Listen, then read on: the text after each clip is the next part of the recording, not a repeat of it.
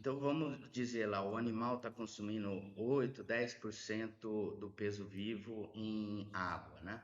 É, Dependendo do alimento, essa água já está presente no alimento. Até tem projetos nossos lá da Austrália com o professor Simon Quigley, só por curiosidade aí, em nas ilhas lá do Pacífico, Vanuatu, ele tem um projeto onde os pecuaristas simplesmente não dão água, não tem coxo d'água para os Olha animais só. consumir, porque eles estão na crença que eles vão estar bem com a água que eles pegam, água de superfície ou na própria pastagem.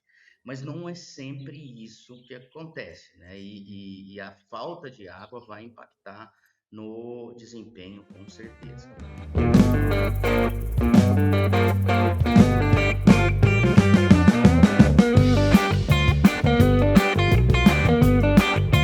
Fala turma, meu nome é Bruno Emanuel Barreto, eu sou host do Mais Rumen Podcast e antes de começar o episódio eu queria te pedir um favorzinho. O pessoal da produção veio me contar que analisando as métricas do canal, eles viram que aproximadamente 82% de vocês que assistem nossos episódios com frequência não são inscritos no canal aqui do YouTube. E quando vocês se inscrevem, isso ajuda demais o canal, isso ajuda mais do que vocês imaginam. Porque quanto mais popular o programa ficar, mais importante e mais interessante serão os nossos convidados e, consequentemente, os episódios também. Então, toca no botão de se inscrever, esse é o único favor que eu te peço hoje. Isso vai fazer uma grande diferença para nós. É só rolar a página para baixo e clicar no botão. E se você estiver nos escutando pelo Spotify, você pode deixar 5 estrelas no nosso programa. Muito obrigado e um ótimo episódio. O Mais Rumen Podcast só é possível através do apoio de empresas inovadoras e que apoiam a educação continuada na bovinocultura brasileira. Adceu, produtora do Smart Amine M, a referência global em metionina protegida para ruminantes há mais de 30 anos. Rumenzin, tradição que gera confiança. Ilana, agilidade e precisão na análise de alimentos, com opções de resultados em tempo real. Novonesis, transformando o mundo através da biologia. Tortuga, há 70 anos liderando o avanço no campo. Zimprova, inovação que gera resultados. No episódio de hoje, vou conversar com o professor Diogo Fleury Costa. Professor Diogo, seja bem-vindo ao Mais Rumen Podcast. Muito obrigado, Bruno. Um prazer gigantesco estar aqui. Sou fã do programa de vocês. Já acompanho o podcast há alguns anos e é um prazer indescritível estar aqui. Muito obrigado pelo convite. Imagina, que legal, professor. E hoje a ideia aqui é que a gente bata um papo de algo que está, bem dizer, debaixo do nosso nariz, é uma coisa muito. Acho que vai ser de uma ideia até de. Para alguns pode ser nova, para o professor que já estuda bastante tempo, é algo que a gente vai explorar com bastante propriedade aqui, que é da água como veículo nutricional, né? Mas antes de entrar nesse tema, professor, eu acho que tem um traço bem interessante da trajetória que o professor foi um pesquisador brasileiro que chegou até a Austrália. Então, se o professor puder dar uma palhinha, contextualizar para nós um pouco da sua carreira, dos lugares que o professor passou, a gente até brinca de quando que viu um boi pela primeira vez, como que essa ideia entrou na vida do professor, mesmo sabendo que é agrônomo, agrônomo mais zootecnista, talvez, do que agrônomo. Eu gostaria de contar, que o professor contasse para nossa audiência um pouco da trajetória até aqui. Eu sou o agrônomo mais zootecnista do Brasil. Eu sou filho de zootecnista e provavelmente eu vi primeiro uma vaca gir lá da família do meu pai. Meu avô é lá do Campo Alegre, junto com o Quincão, Sansão Campo Alegre, tão forte aí no gir leiteiro desde a fundação da raça. E eu cresci nesse ambiente, né?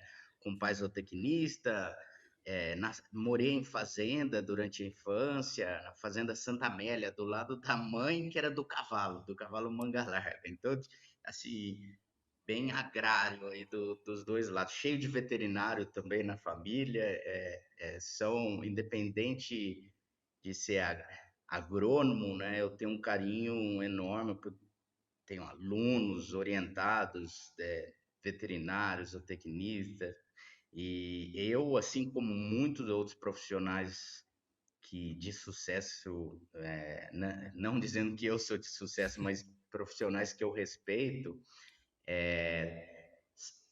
vão concordar com o que eu estou falando, é muito mais a pessoa do que a profissão, né? O profissional em si está atuando independente da escolha da carreira. Mas cresci, então, e o meu pai sempre gostou de boi, de vaca. Ele tinha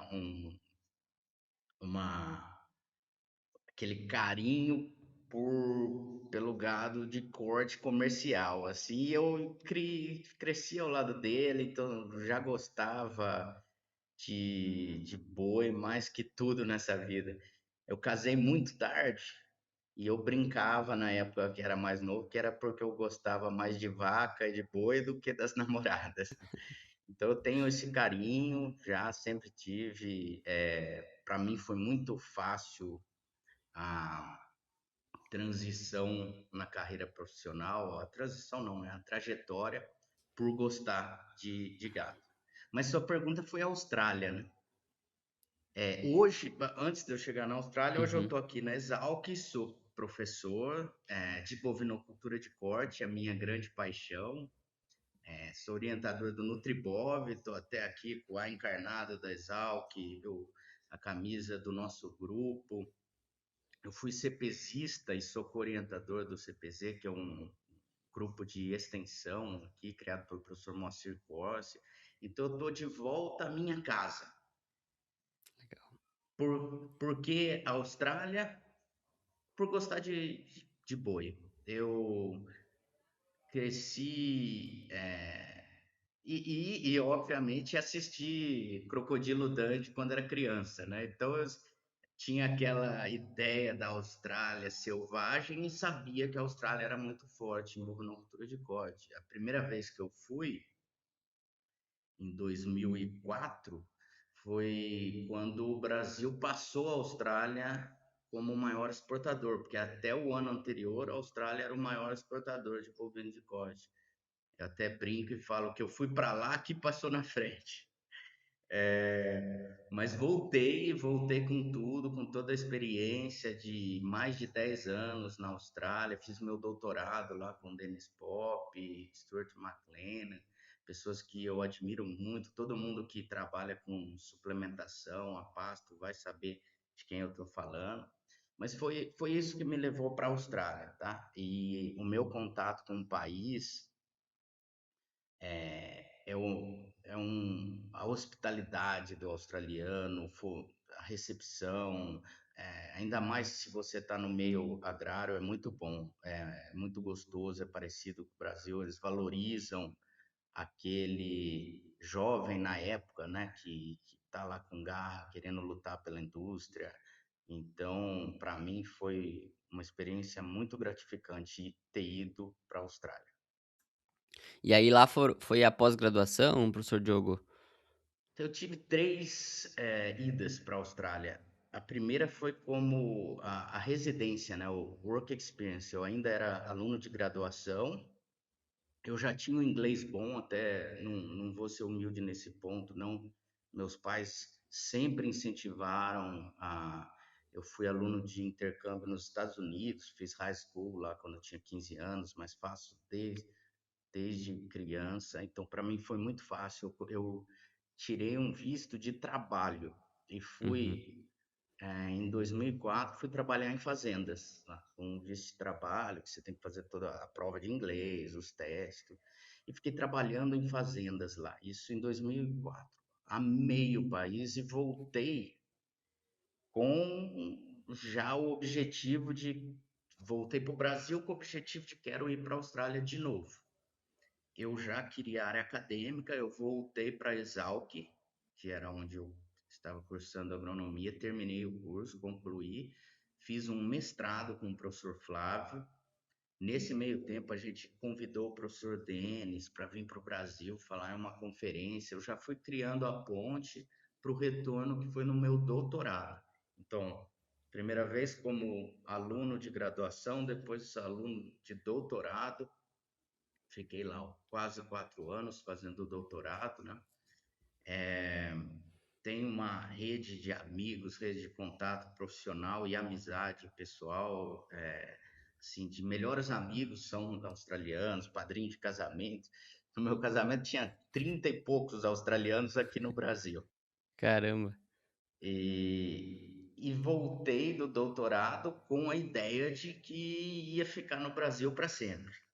E queria vir para o Brasil. E foi uma fase engraçada, porque eu tinha o título de doutor na Austrália, só que não era reconhecido, demorou bastante tempo o reconhecimento. Eu já gostava da área acadêmica, fui parar em uma iniciativa privada do ensino. Eu trabalhei como coordenador do curso de agronomia em São João da Boa Vista, na Unifeob. Foi uma experiência muito importante na minha vida. E foi lá que eu conheci minha esposa, porque São João da Boa Vista é próximo à minha cidade natal, que é São José do Rio Pardo. Nos conhecemos nesse período e ela é professora de inglês, né? E nesse tempo surgiu uma oportunidade para ir para os Estados Unidos. E o fato, daí quando você está com alguém sério, né, formando aquela parceria, as escolhas deixam de ser individuais, né? A gente sempre pensa na família. E ela, com isso de ser professora de inglês, ela já tinha morado 1 ano nos Estados Unidos como au pair, então para ela seria benéfico melhorar o inglês. Ela falou, vamos. Então eu fui para Kansas, trabalhei lá com o Jim Druller de 1 ano, gerenciando o confinamento dele. Foi uma experiência também bem diferente, muito boa. Eu estava no meio acadêmico, gerenciando a pesquisa, porém não a minha pesquisa. A gente tocava uma série, isso me expôs a muitos pesquisadores. Eu fiquei lá um tempo, né, tocando o experimento de todo mundo.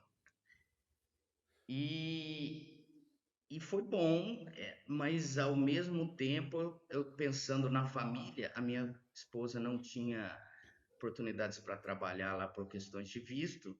Eu falei, Giovana, vamos para a Austrália? Ela, vamos. Daí fui com a esposa e foi a melhor decisão que a gente podia ter tomado, porque ela ficou muito contente, ela podia trabalhar, ela pôde estudar mais, fez um mestrado na Universidade do Queensland, que era onde eu estava trabalhando após o meu retorno. Então eu já voltei como pesquisador, trabalhei com o professor Luiz Felipe Prada e Silva, num pós-doc com ele. De lá, a minha carreira subiu, fui para uma posição sênior na Central Queensland University e ficamos mais 10 anos de Austrália, um filho australiano, cidadania, e lá a gente construiu a vida que seria a vida para sempre, se não fosse um concurso na minha escola amada aqui na Exalc, que me fez voltar ao Brasil e a Exalc, né? E aqui estamos. Silovax Ultra é o novo inoculante de alta performance da Vaccinova, desenvolvido para elevar a qualidade e a estabilidade das silagens. Com cepa exclusiva e alta concentração de Lactobacillus buchneri, Silovax Ultra otimiza a fermentação, reduz a temperatura de painel e do alimento no coxo, e entrega silagens mais seguras e com melhor aproveitamento nutricional. Silovax Ultra, a ciência da alta concentração aplicada ao resultado do seu rebanho. Um produto Vaccinova. Que legal. Professor, vários comentários eu teria para fazer, mas quem ficar até o final do episódio vai entender também o porquê de a gente explorar essa trajetória e de abordar esses temas. Mas entrando na parte, no assunto técnico do nosso episódio, a gente se propôs a falar sobre a água aqui na nutrição, né? A água como veículo nutricional. E aí a gente já fez um episódio específico sobre a água, até vou pedir para o pessoal da edição colocar em algum lugar no card aqui. E acho que daquele episódio, Eu professor escutei o meu grande amigo Vinícius Gouveia, muito bom, altamente recomendado. Exato, e ele ficou dentro da série de nutrientes e ele serve hoje como uma base, mas aqui a gente queria falar dessa outra estratégia, talvez dessa outra tecnologia do uso da água, partindo da ideia que o bovino, me corrija se eu estiver errado, mas ali vai estar consumindo 5, 8, 10% do peso vivo em água, e essa água acaba sendo, como é que eu posso dizer? Isso abre uma oportunidade para suplementação, certo? Eu queria direcionar Exatamente. esse primeiro comentário do professor até partindo do estudo clássico, do estudo único, como o professor me adiantou, do McLennan, de medicação via água. Então, como é que a gente amarra esses assuntos para fundamentar o que a gente vai falar de agora em diante, professor? Olha, Bruno, você colocou super bem. É a água como um veículo, né? Então vamos dizer lá, o animal está consumindo 8, 10% do peso vivo em água, né? É, Dependendo do alimento, essa água já está presente no alimento. Até tem projetos nossos lá da Austrália com o professor Simon Quigley, só por curiosidade aí, em nas ilhas lá do Pacífico, Vanuatu, ele tem um projeto onde os pecuaristas simplesmente não dão água, não tem coxo d'água para os Olha animais, só, porque eles estão na crença que eles vão estar bem com a água que eles pegam, água de superfície ou na própria pastagem. Mas não é sempre isso que acontece, né? E a falta de água vai impactar no desempenho, com certeza. Mas voltando ao aspecto, à estratégia, água como veículo nutricional. Então, como talvez soe como uma novidade no Brasil, mas isso não é nada novo, tá? É uma técnica que na Austrália, onde a produção animal é muito remota, em áreas extensas, a ideia já vem sendo estudada desde a década de 70, 80. O nome Water Medication, né, que é a medicação via água, muito provavelmente vem lá dos monogástricos, onde realmente usava-se a tecnologia para injeção de medicamento na água. Porém, quando a gente está falando de um nitrogênio, o nitrogênio não proteico, a ureia, sendo o principal ingrediente aí da suplementação via água, nós não estamos falando de medicamento. Então, até é meio que consenso dos pesquisadores atuais que esse nome deveria ser deixado um pouco de lado e se falar em suplementação via água, tá? Water supplementation. Muita coisa aconteceu desde a década de 80, coisa boa e coisa ruim. Imagine só que as primeiras tecnologias que eles testaram era você colocar a ureia num dispensador que ia caindo ureia aos poucos na água. Bom, a umidade altera, vira aquele pelote de ureia, quando vê cai de uma vez, mata animal intoxicado e já ocorreram mortes. Então, foi uma técnica que, apesar do longo tempo de estudo, ela cresceu de maneira muito gradual e um pouco envergonhada aí com o crescimento, não cresceu muito no início. Acredito eu que na década de 90 houve ah, alterações aí na tecnologia. Eu digo, acredito eu, a literatura existente, que são os relatórios da MLA, tem pouca coisa científica, né? O trabalho do McLennan de 91 é um dos poucos onde ele testa ela a campo com outras estratégias, a suplementação via bloco, a suplementação comum com o SAPEN, mas existem relatórios da MLA, que é a Meat and Livestock Australia, que mostram que a tecnologia estava lá, a estratégia de suplementação continuou e cresceu gradualmente, mas acredito que a virada foi no final dos anos 2000, ali, em 2015 tem o sistema Norprim, que é uma tecnologia mais confiável, com aparatos de segurança para evitar a intoxicação dos animais, né? Então, hoje em dia, falando da tecnologia atual, não, não tá, os nutrientes não estão só sendo injetados na água, mas tem mensuração de salinidade, para se detectou algo alto, já bloqueia. É, se a água parou de vazar, os sensores estão muito mais evoluídos. Então, a segurança na suplementação é muito maior e hoje tem mais tecnologias disponíveis. A Austrália sendo o país principal, mas está na Nova Zelândia, está nos Estados Unidos. Aqui no Brasil existe até a tecnologia, porém não aplicada para a nutrição animal, mas a tecnologia existe. Na horticultura já utilizam, então, essa injeção de nutrientes via água.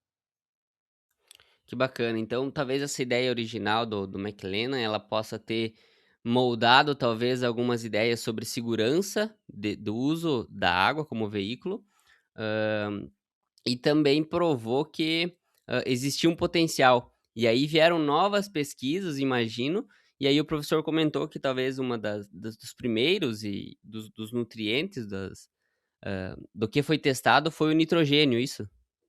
E ainda é, tá? Ainda é. Ainda é. O carro-chefe é fósforo e nitrogênio, tá?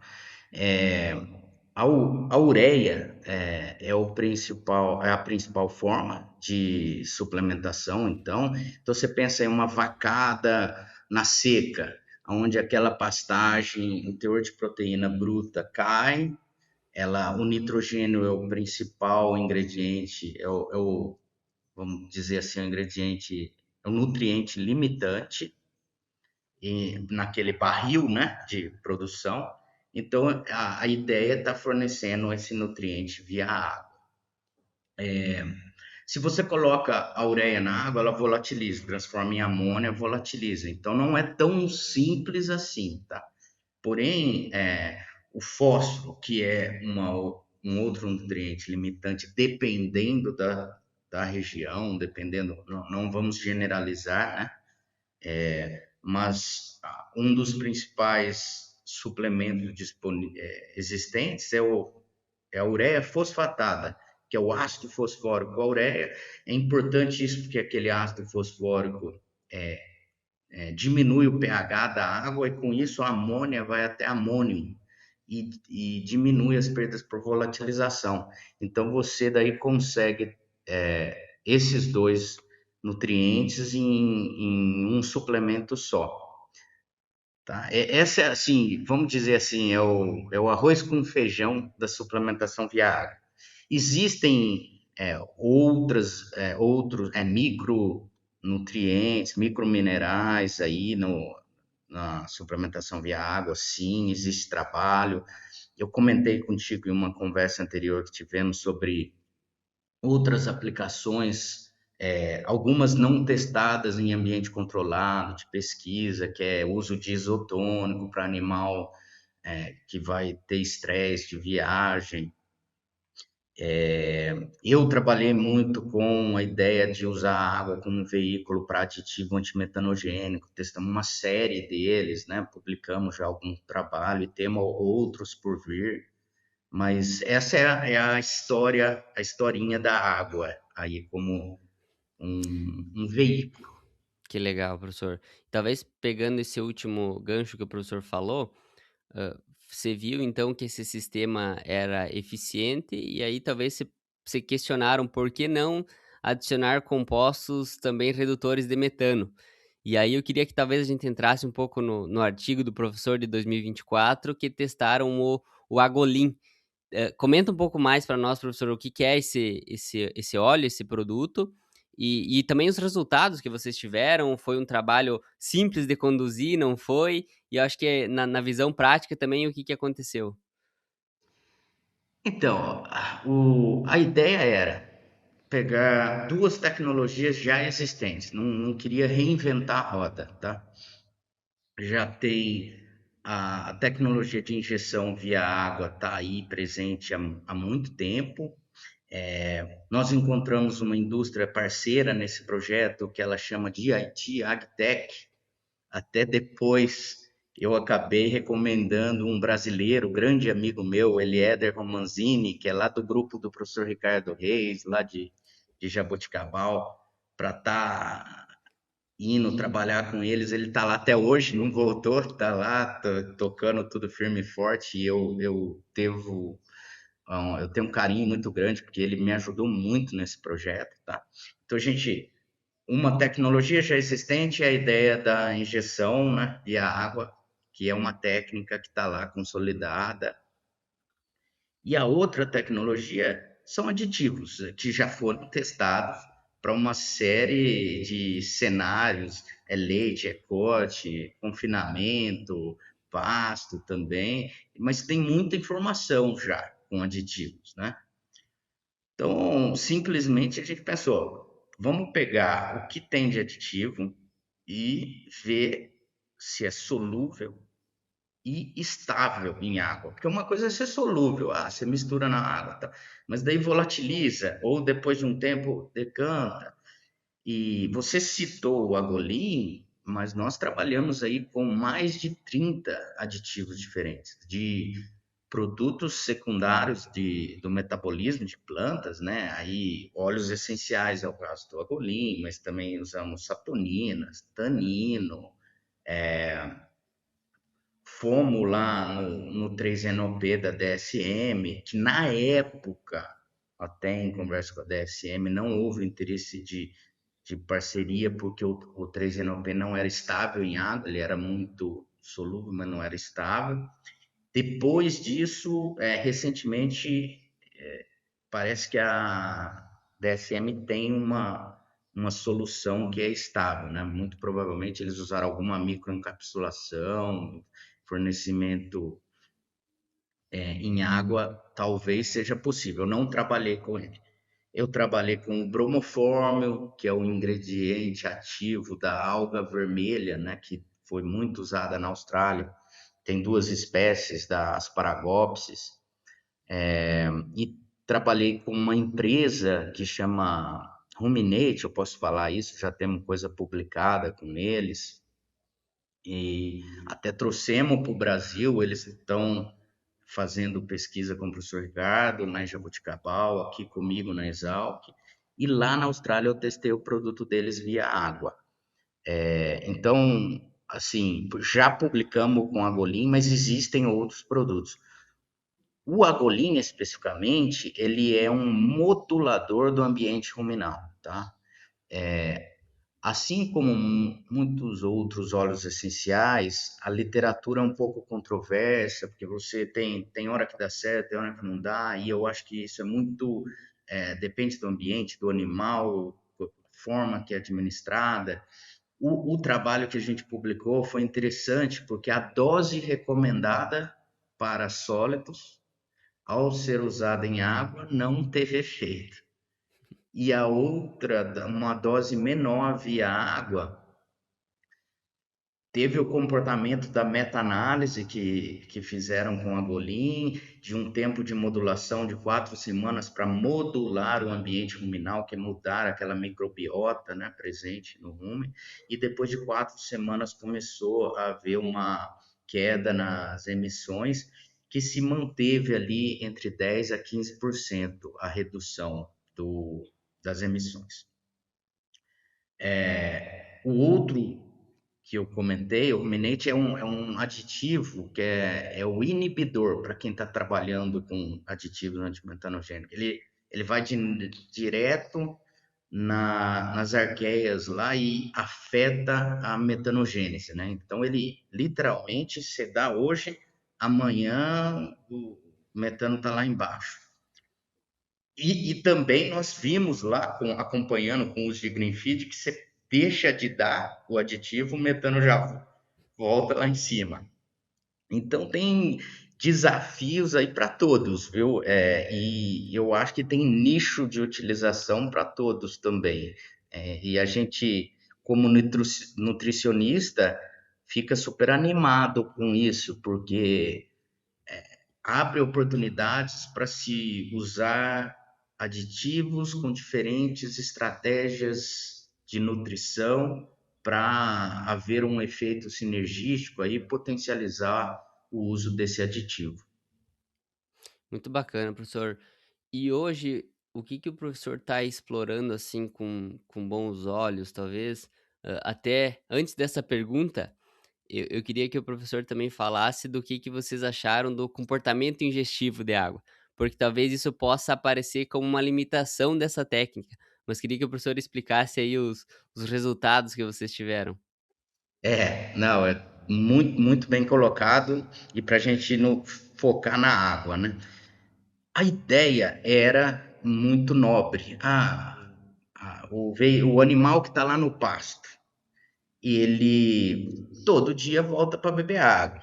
Nem é todo dia, viu? Uma vaca prenha que na hora da aparição, num ambiente muito extenso, dependendo das distâncias até o coxo d'água, ela fica com o bezerro no primeiro dia e pula o consumo de água nesse dia do nascimento.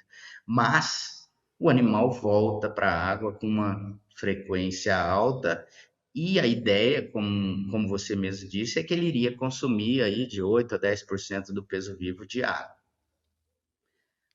Ou seja, pensamos, é constante o consumo, excelente, todos os animais vão beber, consumo constante, perfeito. Toda aquela preocupação com os de suplemento, consumo errático, animal dominante, tamanho de coxo, aquilo vai literalmente por água abaixo, porque agora o animal volta para a água e ele vai consumir aquilo que eu quero. Bom, essa era a ideia. Na hora que você realmente está mensurando, a constância no consumo de água é menor do que de alimentos sólidos. Eu falo isso com segurança. Tá? Nós temos aí dados mostrando em um dos experimentos o experimento que a gente publicou no Journal of Animal Science, lá o animal, ele teve um consumo médio, se não me engano, era coisa de 14,6 quilos, né? Porque a gente estava usando os smart feeders de água a dia. A média do consumo dos animais estão por volta de 15 quilos. Mas você olha o mesmo animal, tem animal que até é constante, mas tem animal que um dia bebe 5, no dia seguinte ele bebe 25. E a média dele é 15. Ou seja, toda aquela nossa proposta vai ser constante, porque a concentração do ingrediente que você está colocando é a mesma, seja o nitrogênio, seja o aditivo, é uma concentração por água, né? Já furou com a nossa ideia ali de ter isso. Então, eu acho que não estou falando que a estratégia ainda não é viável, a gente só tem que pensar as formas, porque existem formas aí de você usar a injeção da água, uma injeção de uma concentração muito alta no início, nos primeiros 5 litros, nos primeiros 10 litros. Existe alguma forma. E com o avançar da tecnologia, isso vai ser mais e mais controlado. O grande desafio, até já adianto, foi quando a gente foi para o pasto, que é o mundo real. Nós ainda não publicamos esse, já está o manuscrito preparado, já em fase de submissão, onde nós tínhamos 44 animais em uma mesma área, um pasto de capim-rodes, todos os animais com brinco, então voltavam para o coxo, a gente detectava cada animal que vinha beber água todo dia. E no dia a dia, 44 animais retornavam para o consumo de água. Choveu, Bruno, de 44, vinha 2, 3, sabe? Então, faz a gente se sentir pequeno, né? Porque milhões de anos de evolução daquele animal, do animal ruminante, a simbiose com os micro-organismos, o hábito de pastejo. Choveu, vai ter água no orvalho ali que ficou na planta, água de superfície. Você acha que ele vai pegar e falar, eu tenho que voltar lá no coxo porque o professor Diogo está fazendo um experimento aí com a turma dele e eu tenho que consumir aquele aditivo que está na água? Não, não, não. Então, com isso, o que eu aprendi? que talvez nesse cenário você precise usar aditivos moduladores com essa ideia de modular o ambiente ruminal. Talvez a estratégia não seja aplicável em qualquer momento do ano, então evitar as águas, buscar mais o uso da seca, ou talvez seja uma aplicação em áreas onde o solo é mais arenoso, com mais drenagem de água. Tem uma série, ou plantas de hábito de crescimento cespitoso, que vai ter menos orvalho, tem uma série de coisas ainda para se levar em consideração, e só mostrando que existem limitações, mas é uma estratégia a ser estudada, com certeza. Professor, eu acho que ah, encaminhando quase para o final aqui, mas e aí o confinamento, onde as variáveis são, entre aspas, mais controláveis? Já tem muita coisa sendo estudada ou já tem alguma coisa publicada, algum resultado para a gente debater também? Confinamento é fácil, confinamento tem bastante coisa publicada. Esse ingrediente que nós estamos trabalhando aqui, esse aditivo, por exemplo, eles têm dados aí, até uma metodologia aprovada pela Terra, de redução de 90% do metano emitido. Então, vai lá uma cacetada nas arqueias, né? Então, quais são os cuidados que a gente tem que ter? Você inibiu a metanogênese, o que vai acontecer com o hidrogênio, né? Porque milhões de anos de evolução, o escape do hidrogênio é via metano. Ele não está acontecendo à toa. Tem um motivo dele estar lá. Então, nós, como pesquisadores, atuando na área, principalmente antes de sair recomendando qualquer coisa, temos que entender bem o que está acontecendo. Porém, no confinamento é menos complexo o cenário, e com isso fica mais fácil a gente entender quais são as variáveis, porque daí você sabe quanto que o animal está consumindo, você pode formular a dieta de acordo. Então, assim, pensando no futuro aí para todos esses aditivos antimetanogênicos. Aí, a gente fugiu um pouco de água, mas falando em aditivo, você pensar em uso de gordura não saturada, né? Porque daí na biohidrogenação ali dentro do rumen, quando o hidrogênio vem para saturar a gordura, ele deixa de ir para metano e vem para cá. Uso de nitrato, assim, a ideia de fazer uma formulação inteligente para maximizar o uso desses aditivos no contexto, reduzir metano em animal em produção, seja pasto ou confinamento, a premissa vale, tá? E esse mundo até fugindo um pouquinho, mas já dizendo, esse mundo do metano, não é que pelo amor de Deus, a última coisa que eu quero é que tenha a ideia que eu acho que boi é causador de aquecimento global, muito pelo contrário. Mas, na minha visão, a gente tem que aproveitar a oportunidade de que temos condições, sim, de reduzir um gás que é forte para reter calor. Ele está lá e não vai aquecer o globo, porque se tiver 10 cabeças esse ano, 10 cabeças o ano que vem, o potencial de aquecimento é o mesmo. É diferente de um gás do CO2, o gás carbônico que está vindo lá da combustão de combustíveis fósseis. Essa é outra história para outro podcast, né? Mas os aditivos, eu acho que vão dar uma oportunidade para a gente passar uma imagem boa da nossa indústria, que a nossa indústria está, sim, buscando estratégias para mitigar gases de efeito estufa, e com isso, na verdade, a gente vai estar causando um esfriamento global. É que está muito quente, então a gente dá uma ajudinha para outras indústrias fazerem a parte delas, né?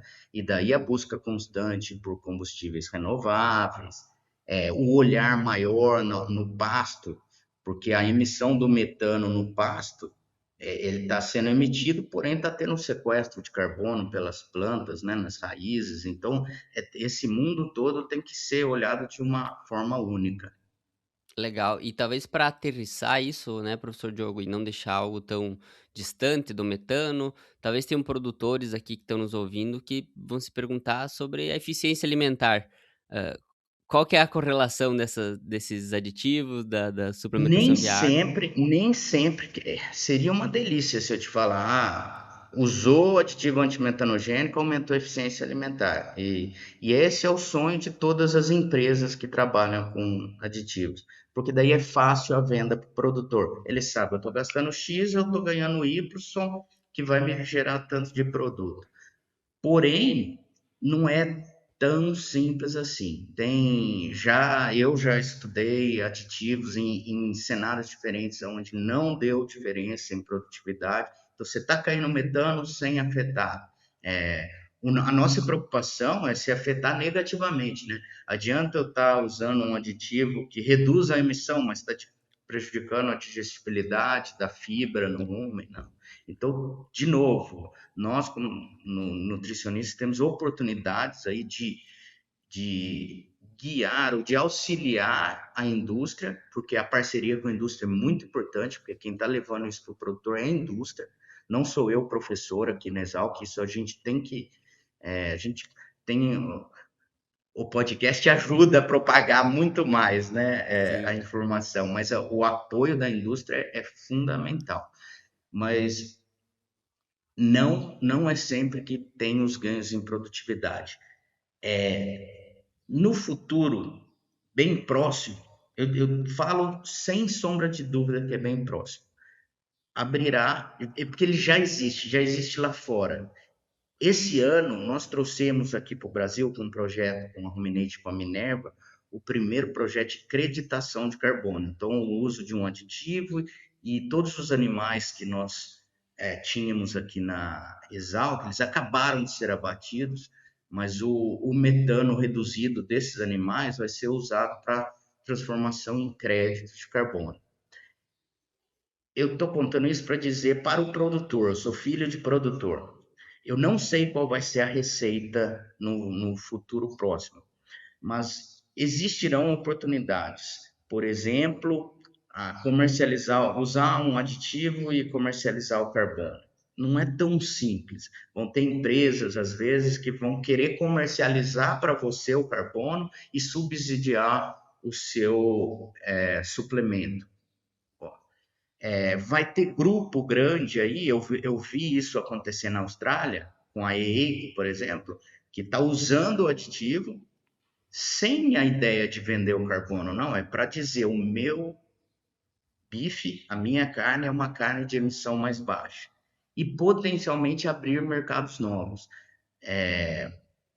Sei lá, a dona de casa vai falar, eu vou comprar essa carne aqui porque está emitindo mais metano, não sei, mas a mensagem para o produtor é não fique nervoso, tem gente trabalhando com o produtor no coração e pensando neles.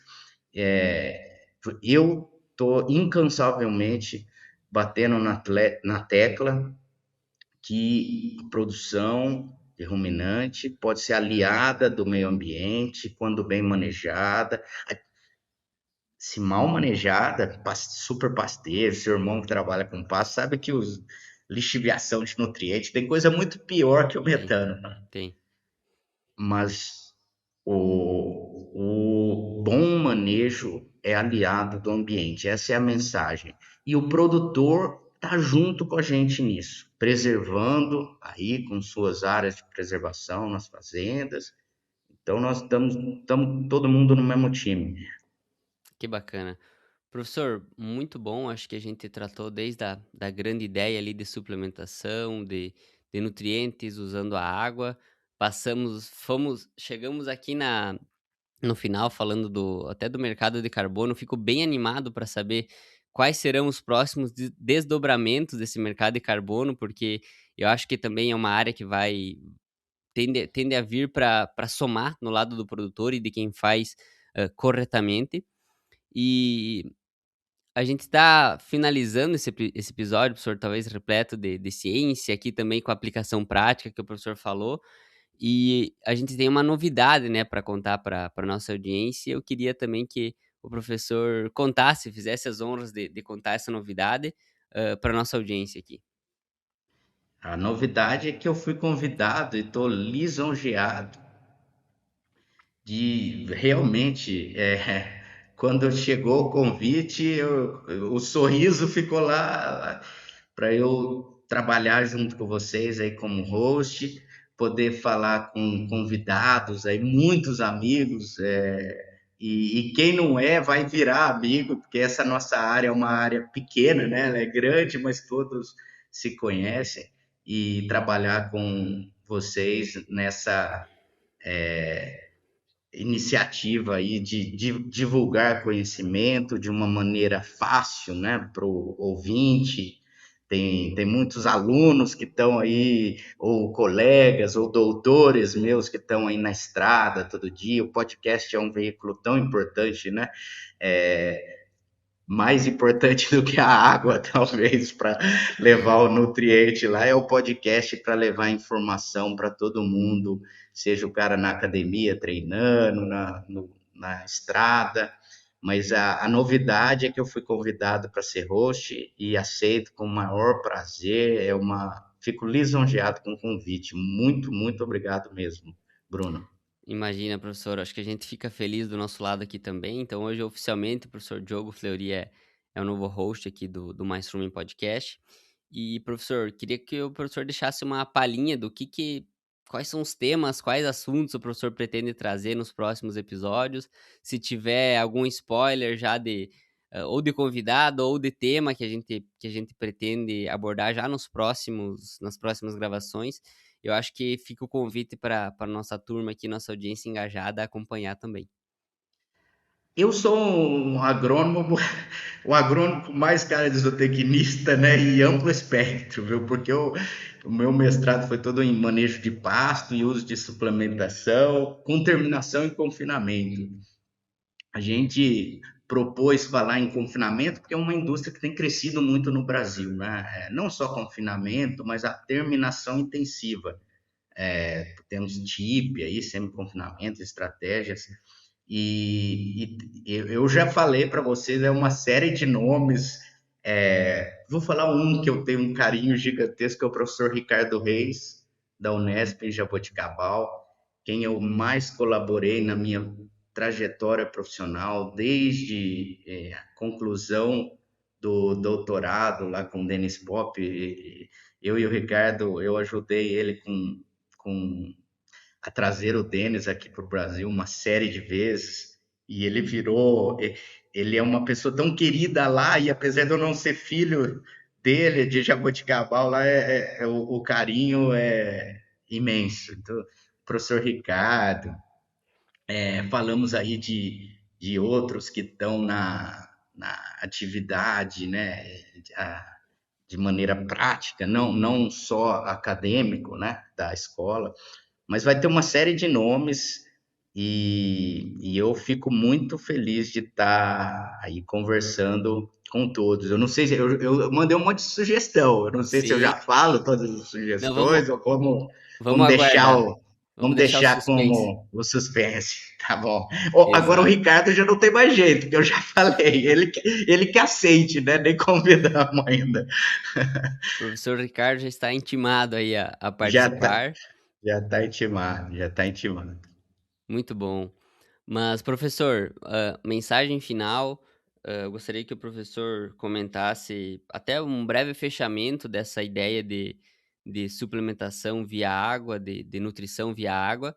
E aí também aonde que o pessoal hoje pode encontrar o professor, desde grupo de estudo, o que estão estudando agora, se alguém eventualmente quer trocar uma ideia sobre, enfim, pós-graduações.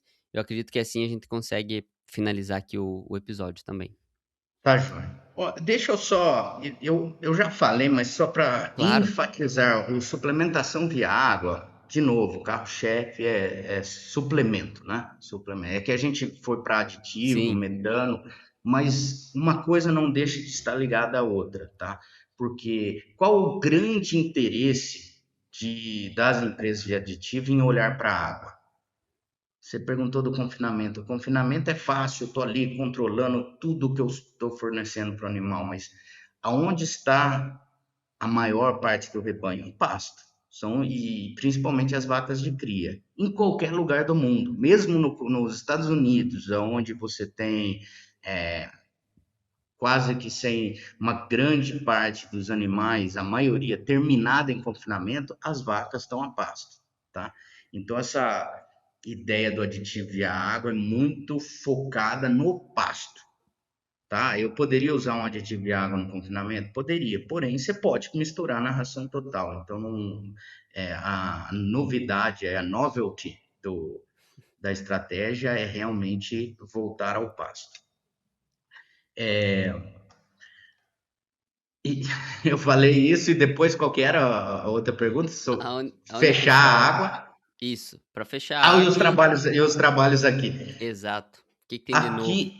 Aqui a ideia é continuar um pouco com isso. Eu até submeti uma proposta para a FAPESP, que está em análise.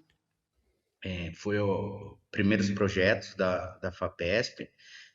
Porém, eu sou nutricionista e trabalhando aqui com o grupo, estamos trabalhando com aditivos.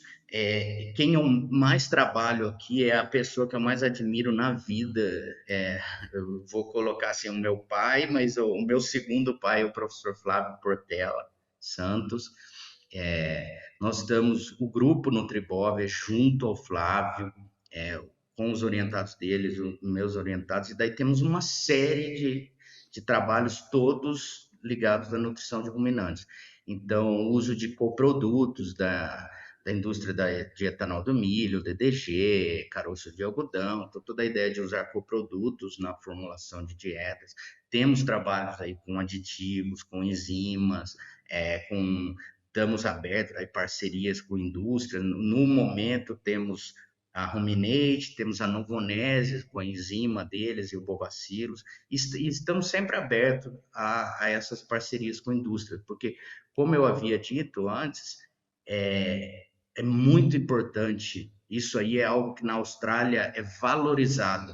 Aqui eu não sei, tem horas que eu vejo as pessoas olhando e falando, mas o cara está trabalhando com indústria. É a indústria que vai levar isso ao produtor, tá? E a idoneidade do pesquisador, a indústria busca esse pesquisador também por sua idoneidade, para realmente testar em ambiente controlado e, se funcionar, de levar até o produtor, porque às vezes não funciona, certo? Mas estamos aqui para isso. E os trabalhos que temos feito são nessa linha de nutrição, tá? O metano está junto, mas o metano, assim como o Simon Quigley, lá que eu trabalhei muito e ainda trabalho na Austrália com ele, disse, o metano, para todo nutricionista, passou a ser mais 2 linhas na tabela da publicação. Você está lá colocando o desempenho, peso inicial, peso final, consumo, e vai ter o metano lá, mais 2 linhas, que é o que a atualidade tem pedido de nós. Bacana. Professor, muito bom, quero te agradecer, primeiro por ter aceitado o convite, segundo por esse episódio aqui que ficou muito bom, acho que a gente passou na ciência para a prática, abordamos esse tema aqui que pode ser novidade para algumas pessoas, e acho que é isso, agradeço a todos pela audiência, professor, mais uma vez, pelo teu tempo, fiquem ligados que logo vai ter os primeiros episódios aí do professor Diogo também, e até o próximo episódio. Muito obrigado. Tchau, tchau.